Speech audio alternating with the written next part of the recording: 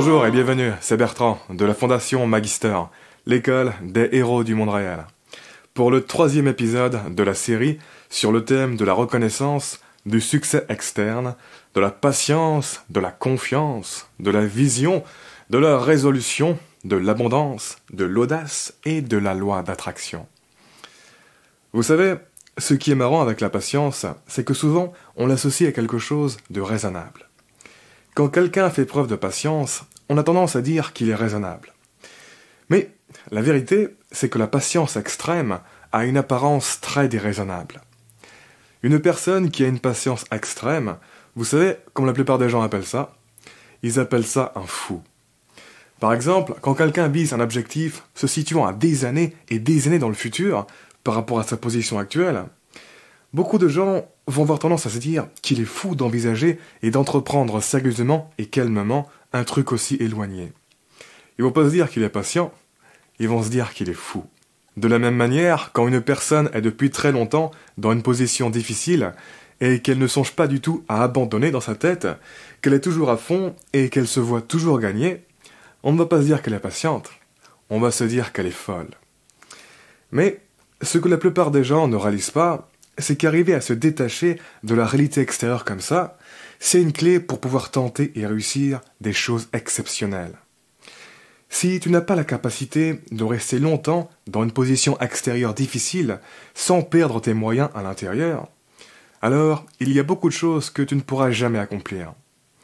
Si tu ne tolères pas de marge entre l'intérieur et l'extérieur, et que tu es dépendant que tes projets intérieurs marchent rapidement à l'extérieur pour ne pas être en stress, alors tu ne tenteras probablement que des petits coups, sans audace. Arriver à se détacher assez radicalement de la réalité extérieure, c'est une clé pour développer de la vision.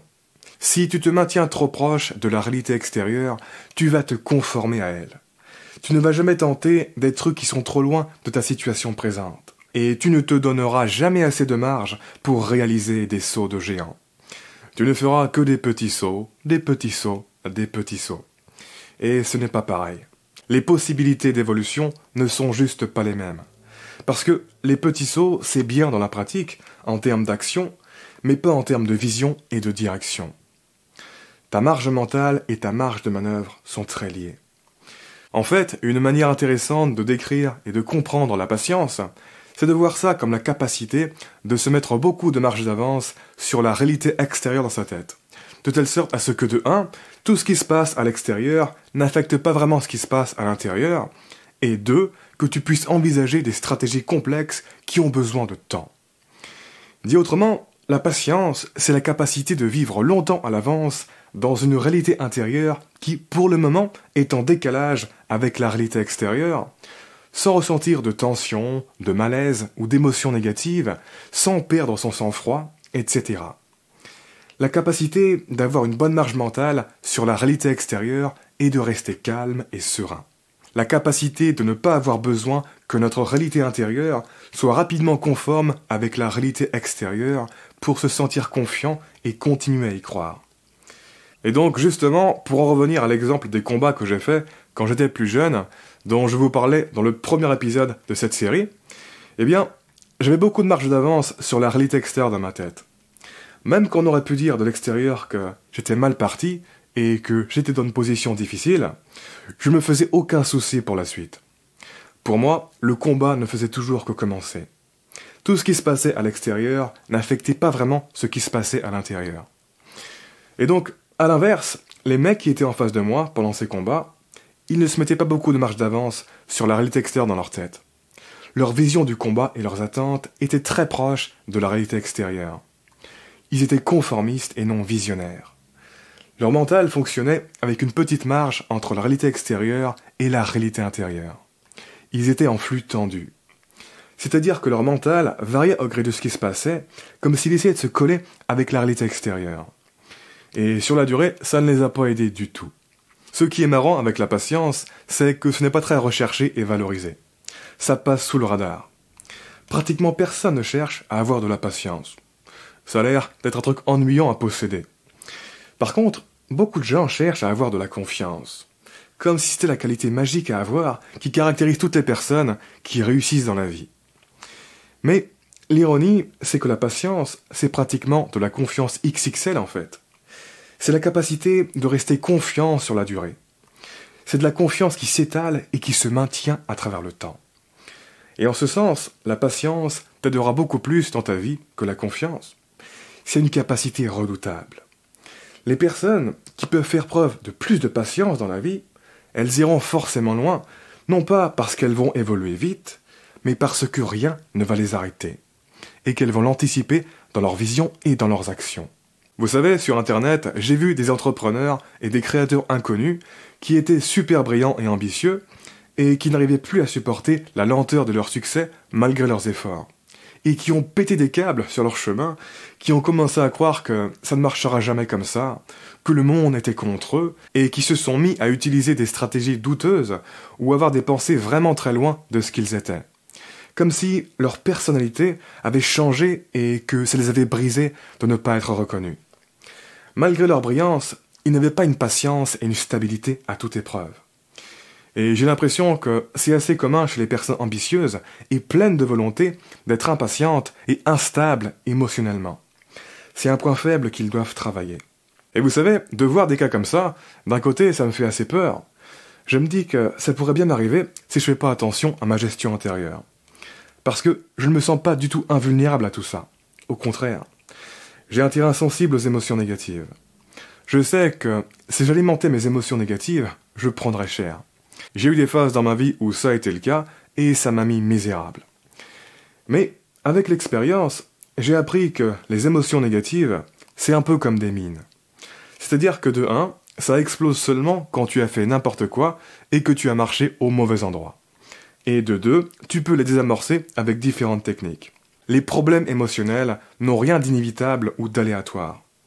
Autrement dit, les risques émotionnels sont liés à des formes d'immaturité, d'inconscience et d'incompétence.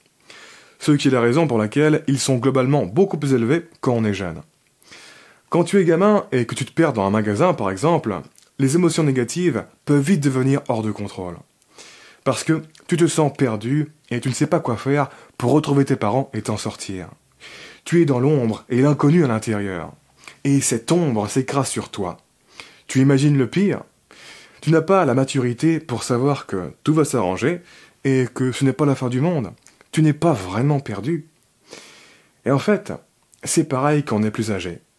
Les grosses réactions émotionnelles que l'on développe quand on est adolescent et même adulte, elles ne sont pas si éloignées de celles de l'enfant perdu. Elles reflètent simplement un manque de maturité moins global et plus spécifique. Elles se déclenchent quand on est confronté à des situations pour lesquelles on est exactement comme l'enfant perdu dans le magasin. Dans des zones d'ombre pour lesquelles on est toujours immature, inconscient et incompétent. En terrain inconnu. Et qu'on n'a aucune idée du chemin à prendre.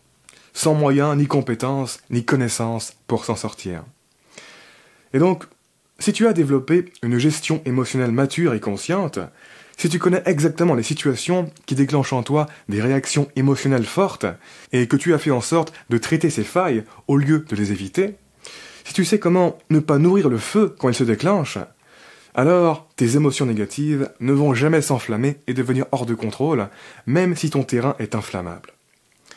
Bref, une des raisons pour lesquelles je prends la gestion mentale au sérieux, c'est parce que je sais que ça va me coûter cher si je ne fais pas attention. Si je n'avais pas un mental en béton, mes émotions négatives pourraient tout à fait être hors de contrôle. Et donc, de voir des gens brillants qui se perdent en chemin, ça me donne un lourd sentiment de responsabilité, de réaliser à quel point c'est important et que ça ne peut tenir qu'à ça. Mais, de l'autre côté, ça renforce en moi cette idée que la patience est décisive, et que valoriser la patience sera probablement ce qui va me permettre de tirer mon épingle du jeu sur le long terme. D'ailleurs, vous savez, un truc qui est marrant et paradoxal, c'est que plus je valorise la patience, plus j'ai hâte de faire preuve de patience. Je deviens impatient d'être patient. Et ça rend ma patience d'autant plus forte.